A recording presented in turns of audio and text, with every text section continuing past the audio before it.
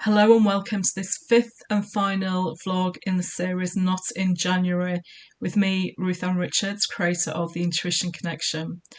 I created the series for Not in January to remind people that the 1st of January is just a day like any other, and we are at the mercy of social conditioning to say we need to start new regimes and new habits on the 1st of January. And the truth is, we don't. We are at the mercy of sophisticated marketing techniques to spend more money for things that we don't need, that will sit in a cupboard, to start diets that we really have no intention of following, to take up that gym membership because it looks like good value, but we don't actually go. And we ignore our physical body after what's happened over Christmas if we've overindulged. January could well be a time for resting. So Not in January is about breaking all the social conditioning that goes with the 1st of January to help you feel more empowered to do what's right for you. And this fifth and final episode is about the big one. It's about goal setting and resolutions. And in this video with you, I'm going to share 5 things with you that can help you think about this differently. And the first thing I want to talk to you about why 1st of January may not be a good time to set goals or resolutions for yourself is because you may already have goals and resolutions and plans in place from the previous year that you still need to work through. 1st of January doesn't mean that you just throw all those away and ignore them. You still can work on those throughout the New Year period and as long as you need to. So 1st of January doesn't work for you for that reason. That's perfectly okay. I want to share a story with you. I received a message from one of my connections earlier this week, and she took the time to thank me for my Not in January introductory vlog, which said, 1st of January is just a day. It's just social conditioning. We don't have to do these things that society expects of us. Her 16-year-old daughter had been struggling with all the messages that were coming around about New Year, New You, setting new goals and setting resolutions, and it was causing a lot of panic. Her daughter already had her goals from school. She's 16. School, have plans and timetables in place. They have goals of what they want pupils to do at certain times. So she already had the academic goals in place.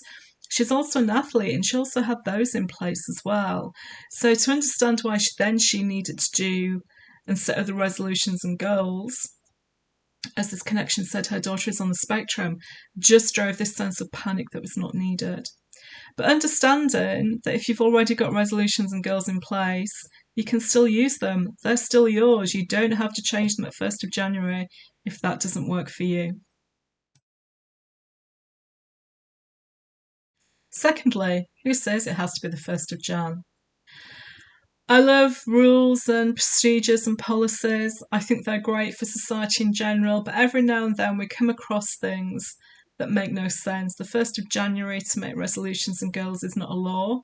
It's just a myth that started in society and that's created this avalanche where everyone now thinks on the 1st of January, oh, I better set a resolution to do something.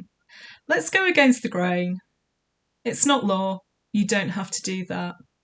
You may have a business where your financial year runs from the 1st of April or another day. Or you may work for a company where they have a financial year that's something different to 1 Jan. So that's okay too. Follow that example, find the date that works for you and work to that. You've got full permission to ignore setting resolutions on the 1st of Jan. Because who says we have to? Let's not buy into the myth of society and what society expects us to do when it doesn't work for us.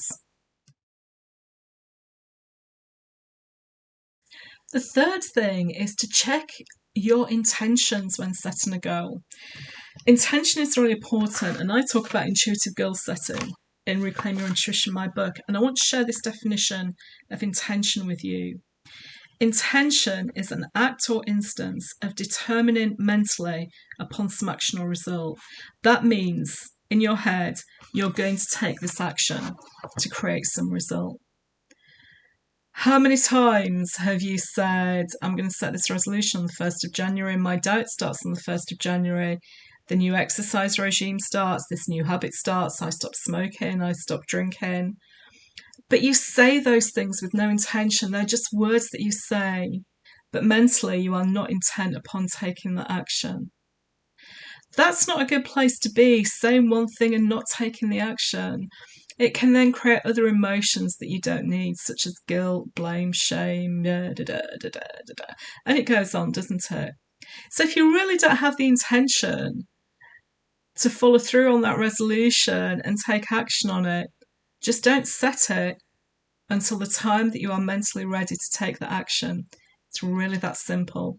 So check in with your intention. Do you really mean it? Or are you just saying it? And if you're just saying it, give yourself a break and let it go. Number 4 in my list is the SMART acronym. I want to put a big cross through this.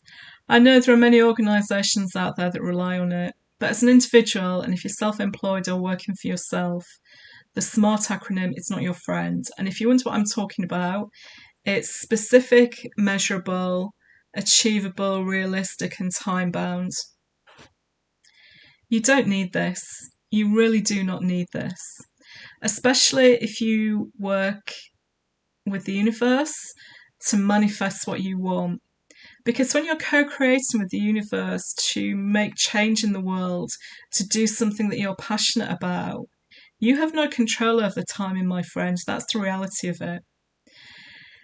The universe has to bring the conditions together to make the timing right, and it will happen when it's ready. You can't force it. I've learnt this myself, working with myself. You can't force it. You can be specific about what you want to do, but don't allow that to be the be all and end all.